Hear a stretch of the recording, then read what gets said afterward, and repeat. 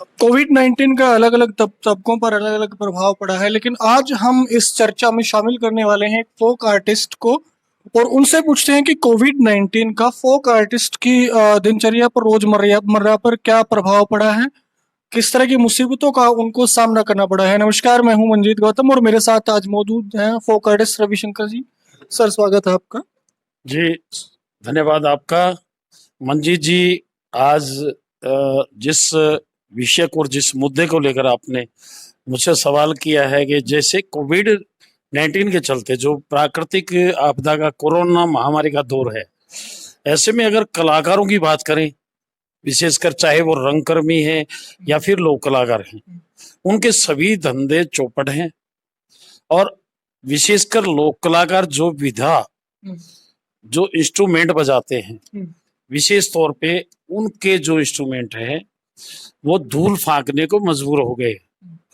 और वही दशा लोक कलाकारों की है, रंगकर्मियों की है, कोई काम ही नहीं है। सरकार की तरफ से कोई मदद मिल रही है कलाकार?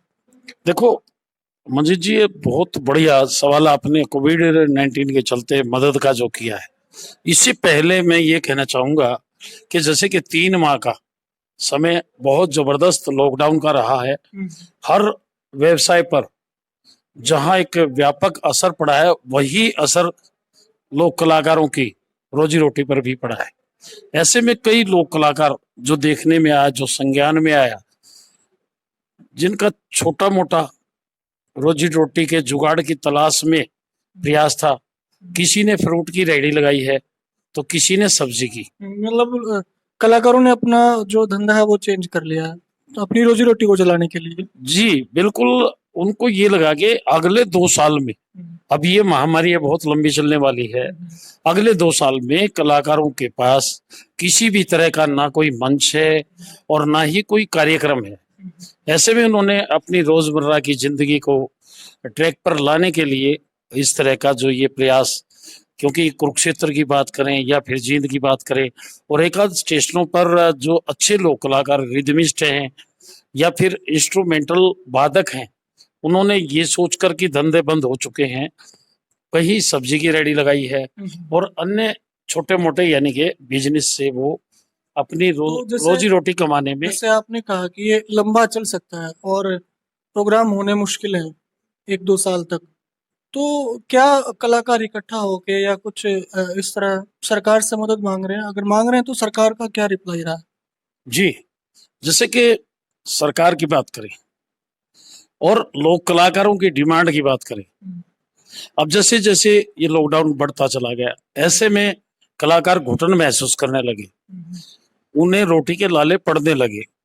ऐसे में हमने एक पत्र भी केंद्र सरकार को भी और राज्य सरकार को भी लिखा और ऐसे में जैसे कि उत्तरी मध्य क्षेत्र सांस्कृतिक केंद्र प्रयागराज में है, वहां से हमें एक पत्र भी आया और उस पत्र में ये लिखा गया था कि हमने राज्य सरकारों से रिपोर्ट मांगी है कि जिस राज्य में जो लोक कलाकार हैं, क्या उनकी राज्य सरकार ने कोविड-19 के चलते आर्थिक मदद दी है या नहीं।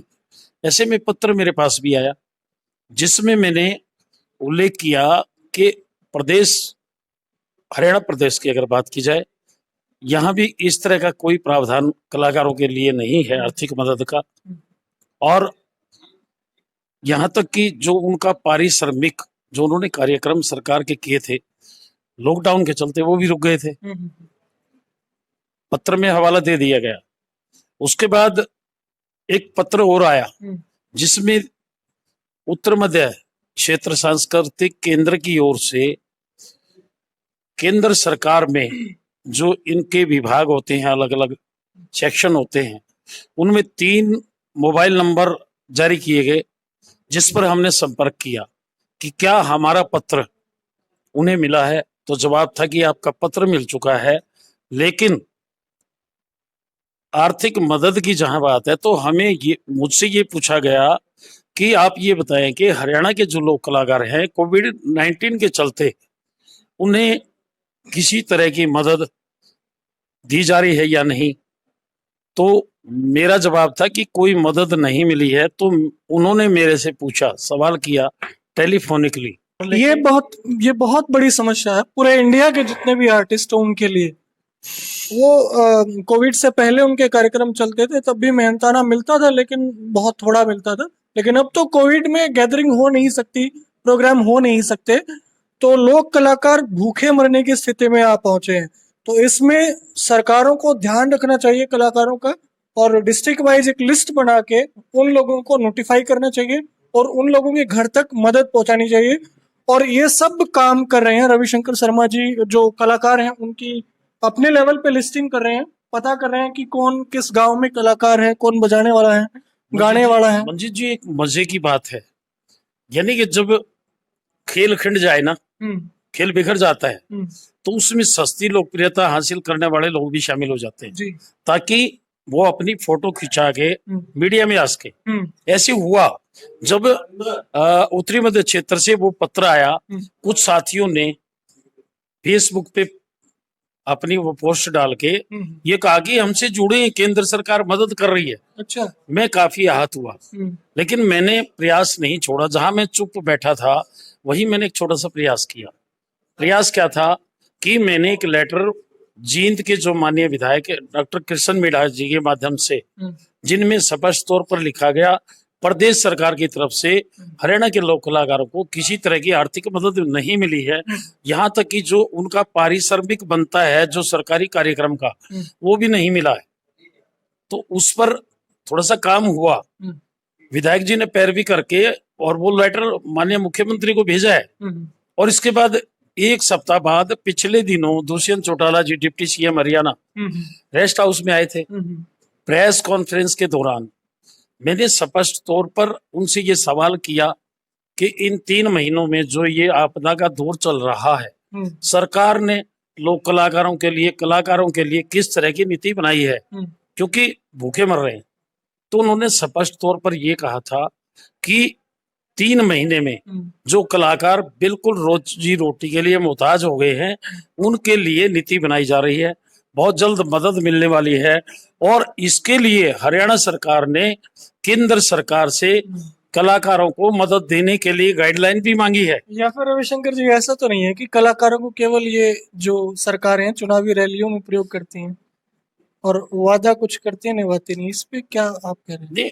आपका सवाल बहुत बढ़िया है, लेकिन मैं फिलहाल में इस दौर की बात करूंगा कि वो जैसे मुहिम हमने चलाई, पत्र के माध्यम से मुख्यमंत्री तक पहुंची, और ऐसे में जो हरियाणा कला परिषद है, जो सरकार का एक तंत्र है, कलाकारों का एक मंच है, उसमें भी जो अधिकारी बैठे वो भी खुद पहले कलाकार है, बाद में अधिकारी हैं। उसमें संजय भसीन जी जो हरियाणा कला परिषद के उपाध्यक्ष हैं, उनका अहम रोल रहा है। जहां एक तरफ हरियाणा कला परिषद को लेकर एक विवाद खड़े कर रहे थे कुछ लोग, जिन्होंने अपने समय में, अपने कार्यकाल में, वो विभाग में अधिकारी थे, उन्होंने कुछ नहीं किया। किसी कलाकार को मंच प्रदान करने के नाम पर 1 रुपए का भी धंधा लोक कलाकारों को नहीं दिया। सस्ती लोकप्रियता हासिल कर रहे थे, सवाल उंगलियां उठ रही थी। लेकिन संजय भसीन जी का मैं अत्यंत धन्यवादी हूं कि कम से कम उनकी जो पहल है वो रंग लेके आई है।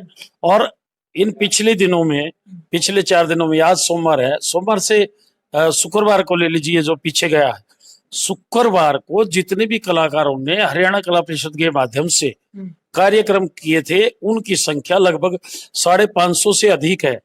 उनके खाते में राशि डालने का काम किया है, उनका पारिश्रमिक जो बनता था उनका काम किया, उनमें डालने का काम किया है, जिससे मुझे लगता है कि कम से कम जो अधिकारी पहले कलाकार हैं और बाद में अधिकारी हैं, वो अपनी भूख को भी बखूबी देख चुके हैं। और ऐसे में उन्होंने हरियाणा के लोक कलाकारों की तड़प को समझते हुए ये कदम उठाया है जी। और मंजीत जी, एक और कहना चाहूंगा कि जैसे कल जींद के विधायक डॉक्टर कृष्ण मीणा से जहां हमने उनका धन्यवाद किया, वहीं हमने एक आग्रह किया था कि कोविड-19 के दौर में जहां ये मदद दी जा रही है, अलग से भी मदद दी जानी चाहिए। और वो मदद किस माध्यम से कि कोविड-19 के दौर में, क्योंकि चाहे वो रंगकर्मी है, चाहे लोक कलाकार है,